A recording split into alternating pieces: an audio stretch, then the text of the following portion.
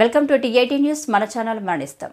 సింగరేణి సంస్థ పూర్తి పారదర్శకంగా అవినీతి రహితంగా కార్యక్రమాలు నిర్వహిస్తున్నప్పటికీ కొంతమంది అక్రమార్కులు అమాయకులైన కార్మికుల్ని మోసం చేస్తున్నారని తెలుస్తుందని, అటువంటి వారిపై కఠిన చర్యలు తీసుకోవడం జరుగుతుందని సంస్థ సీఎండీ ఎన్ బలరాం హెచ్చరించారు. ఇప్పటికే మెడికల్ బోర్డు పేరిట అక్రమాలకు తావు లేకుండా రాష్ట్ర అవినీతి నిరోధక శాఖ నేర దర్యాప్తు సంస్థలతో దర్యాప్తు చేయించడం జరిగిందన్నారు. ఇటీవల మెడికల్ బోర్డు ప్రక్రియలో దళారులపై సిఐడి నివేదిక ఇచ్చిన తర్వాత దీని ఆధారంగా చర్యలు తీసుకోనున్నట్లు స్పష్టం చేశారు. ఇందులో భాగంగానే మెడికల్ బోర్డు సహా కంపెనీకి నష్టం కలిగించే పనులు చేస్తున్న ఉద్యోగులు, ఇతరుల సమాచారాన్ని కంపెనీ విజిలెన్స్ విభాగానికి 9491144104 నంబర్లో లేదా మెయిల్ ఆధారాలతో పంపించాలని సూచించారు. అక్రమార్కులపై ఖచ్చితమైన సమాచారాన్ని ఇచ్చేవారి వివరాలను గోప్యంగా ఉంచడంతో పాటు వారికి 10,000 రూపాయల ప్రోత్సాహక బహుమతిని కూడా ఇవ్వాలని నిర్ణయించామన్నారు. హైదరాబాద్ సింగరేణి భవన్ నుంచి బుధవారం విజిలెన్స్ శాఖపై వీడియో కాన్ఫరెన్స్ ద్వారా సమీక్ష నిర్వహించారు.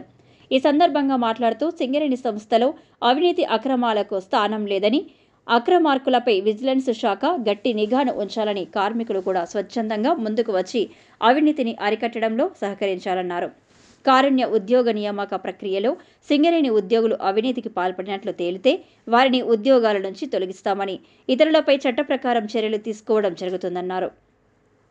తప్పుడు ధృవీకరణ పత్రాలు అందజేసి అన్ఫిట్ అవుతున్న వారికి కంపెనీ ద్వారా లభించే టర్మినల్ బెనిఫిట్స్ నిలిపివేయడం జరుగుతుందని హెచ్చరించారు. అనారోగ్య కారణాలతో బాధపడే వారి కోసమే కారుణ్య నియామక ప్రక్రియను అమలు చేస్తున్నట్లు స్పష్టం చేశారు. సింగరేణిలో ఏటా కోట్ల రూపాయల విలువైన కాంట్రాక్టు పనులు జరుగుతున్నాయి.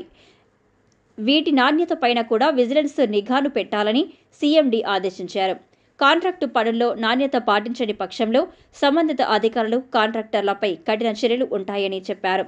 పకడ్బందీగా ఎక్స్టర్నల్ పరీక్షల నిర్వహణ ఫలితాల విడుదల సింగరేణి సంస్థ చరిత్రలోనే తొలిసారిగా కంప్యూటర్ ఆధారిత ఉద్యోగ నియామక పరీక్షలను అత్యంత పారదర్శకంగా నిర్వహించిందని సీఎండీ ఎన్ బలరాం తెలిపారు. ఇందులో 272 ఎక్స్టర్నల్ పోస్టుల ప్రొవిజనల్ మెరిట్ లిస్టును కూడా విడుదల చేసినట్లు పేర్కొన్నారు.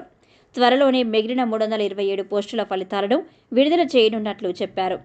సింగరేణి ఆస్తుల పరిరక్షణకు హైడ్రా తరహా చర్యలు ప్రభుత్వ రంగ సంస్థ అయిన సింగరేణి ఆస్తులు, క్వార్టర్లను పరిరక్షించడం అందరి బాధ్యత అని సీఎండీ ఎన్ బలరాం చెప్పారు.